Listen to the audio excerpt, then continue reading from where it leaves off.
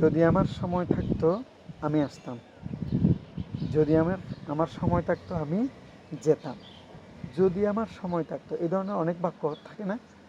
থাকে। এরকম বাক্যের জন্য আমরা কী করবো? যদি আমার সময় থাকতো আমি আসতাম, এটার ইংরেজি কী হবে? If I had time, I would come. যদি আমার সময় থাকতো আমি যেতাম, If I had time, I would go.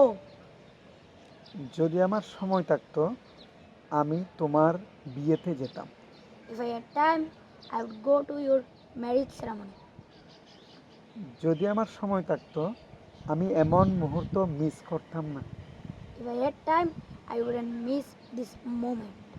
I would never miss I would never miss this type of moment. moment. This type of. Right. যদি আমার সময় থাকতো আমি করতাম, If I had time, I would do. এভাবে যদি না, এটা যদি বর্তমানের কাজ হতো আমি এভাবে বলতাম। যদি এরকম যে ঘটনাটা অতীতে, ধরো একটা বিয়েতে তুমি যেতে পারো, আগে ঘটে গেছে এটা, যদি আমার সময় থাকতো আমি বিয়েতে যেতাম, আর যদি আগের কথা তাহলে কীভাবে হবে? If I had time, I would have gone. আমি যেতাম।